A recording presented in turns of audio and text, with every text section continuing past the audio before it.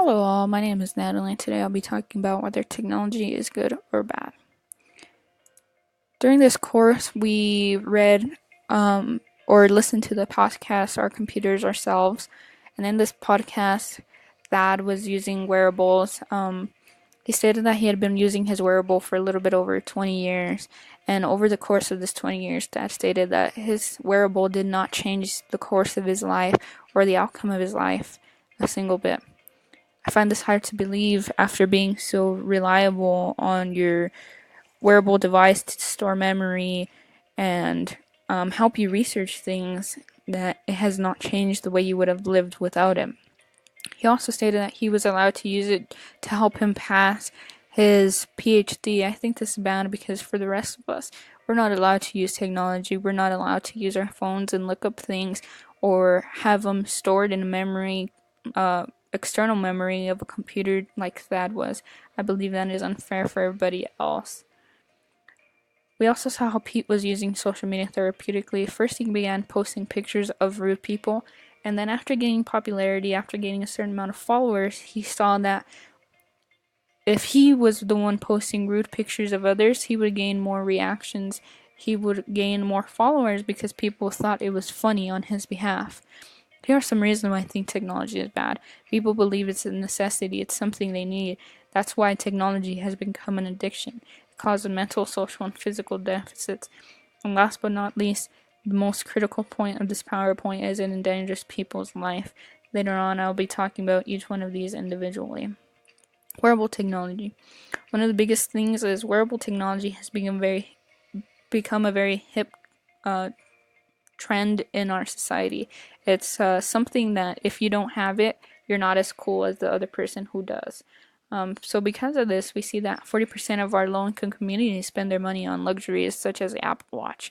Which brings me to the next cost. We have these low-income communities spending $400 on an Apple Watch, or anywhere from $100 to $250 on the Fitbit, which you can see on the upper left. Then that takes away those $400 or $150 away from buying groceries and the necessities that they need in their life. People have become more dependent on our wearables, which brings us to my next thing. It decreases memory. On these Apple Watches, you have the ability to use a calculator. So, in the case that somebody needs to add numbers, they simply just pull up the little app, they do their calculations on their Apple Watch, and they no longer have to pull out a piece of paper and do it with their own mentality. How does the amount of technology we spend affect us? One of the biggest things is mental. It causes depression, narcissism, and cognitive losses. Another thing is it causes social deficit, isolation, and antisocial. Physically, you see a lot of toddlers nowadays with their tablets sitting there watching cartoons. I read on research that most people spend an average of at least 10 hours a day on technology, and this is bad, especially for children. After doing further research, I saw that tablets emit harmful blue light. It gives these children headaches and it also irritates their eyes, and if they're used long enough, it will eventually lead to vision loss. But if you're sitting there for a little bit over 10 hours a day on this tablet as a child sitting there, it's going to give you neck strain. Excessive seating has been one of the biggest things with our children.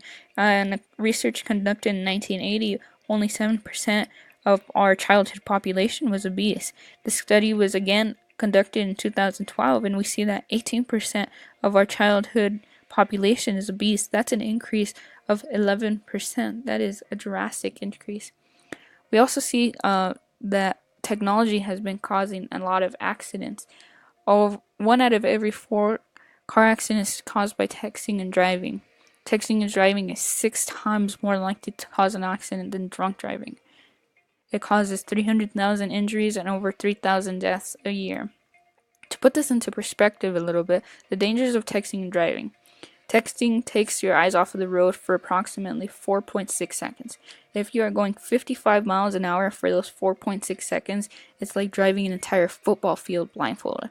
Now, one of the biggest things with this is you're driving down your same residential road, you lived on this road for 10 years, and you decide that you need to get there fast. So for some reason you're driving 55 miles an hour, you look down at your phone, a child is playing on the street, his ball crosses in front of you, and you're distracted on your phone, you're not able to react fast enough.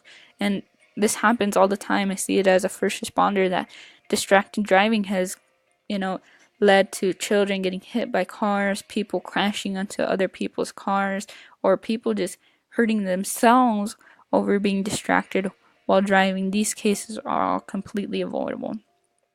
Some of the bad technological effects on society is the average American spends over 10 hours a day, as I stated earlier. It causes mental and physical damages to our body. Technology endangers people's lives. Thank you for your time. Here is my works cited, and here is the other piece of the works cited. Thank you very much for your time.